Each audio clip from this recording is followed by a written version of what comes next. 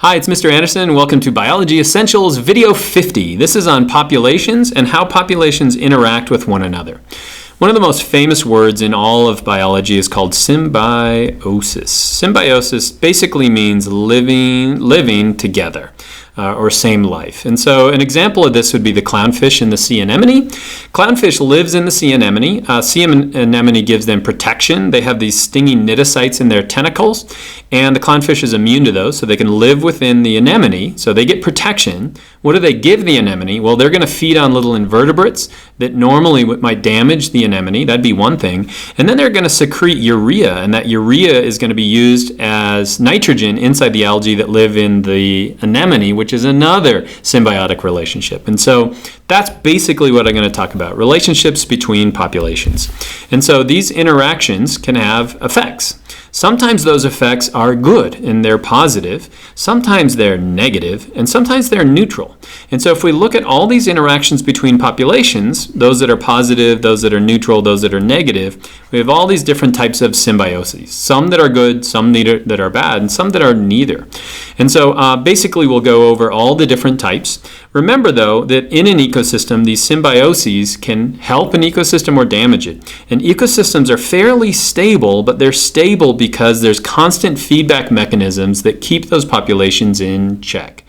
Sometimes those populations aren't in check, and a lot of the time that has to do with changes in their environment. It could be geologic changes, but sometimes it's just going to be human changes. Example I'll talk about is the introduction of kudzu, which is a plant, into the United States and what that did. And so basically we could summarize all interactions between organisms on a matrix that looks just like this. So this is going to be population X and population Y, and these are all the different types of interactions that we could have. And so basically I'll go down the list and we'll look at all of those interactions. Know that this is just interactions between two types of populations. And ecosystems, you could imagine, are much more intense than that. But let's start with the matrix right here. So first of all, we've got wolves and lichen. So let's say in an ecosystem, the Yellowstone ecosystem, the 0 on this chart means it's a neutral to an individual. The plus means it's good, and the minus means that it's negative. And so I tried to come up with a neutral interaction between the two, and so one where neither are affected by the other. And so this is a type of lichen that grows on a rock. This is a wolf, and wolves don't feed on lichen, and lichen don't require wolves to live. And so we would call this neutralism. In other words, neither of them benefit from this reaction. Now, I would almost argue that there's no such thing as neutralism, because maybe lichen get their nitrogen from birds that land on the rock and release some kind of uric acid, and they can grow with that. And if there's an increase in the wolf population, could lead to a decrease in this bird. You can see how ecosystems are so connected that neutralism is probably just an idea less than actually occurring. Next one is called amensalism. Amensalism occurs when you have one organism that is not affected by the other, and another organism that is negatively affected. So this is penicillium. Penicillium is a type of fungus. It's constantly producing a toxin, and that toxin kills bacteria. So in this case, the bacteria is negatively impacted. The penicillin doesn't even know that it's there, and so we would call this a neutral effect, and so we call this amensalism. Amensalism is when one organism doesn't gain anything from this reaction, but the other one is negatively affected.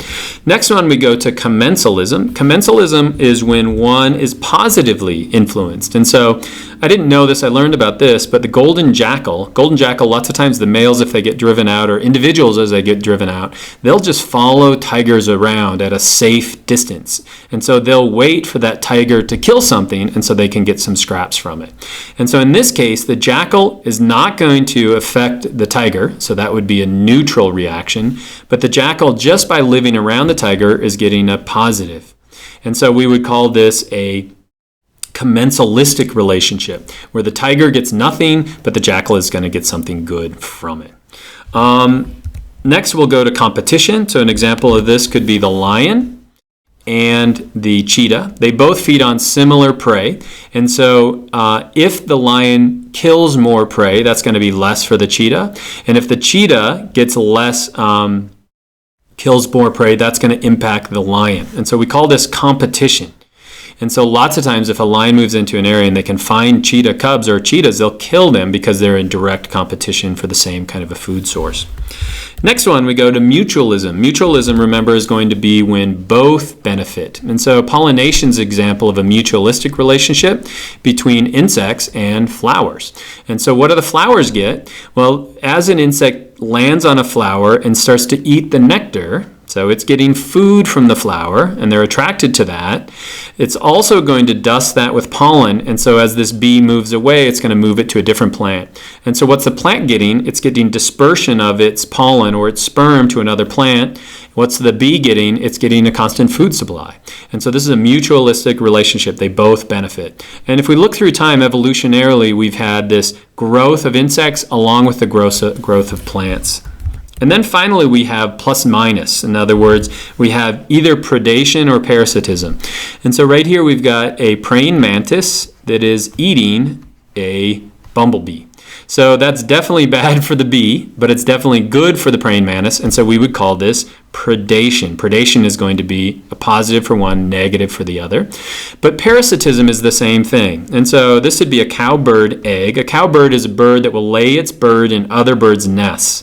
The cowbird will usually hatch first. It will usually gain weight quicker, so the parent bird can't tell the difference between them. It'll keep feeding the cowbird. Cowbird gets bigger and bigger and bigger and bigger. It'll eventually push the other chicks out of the nest.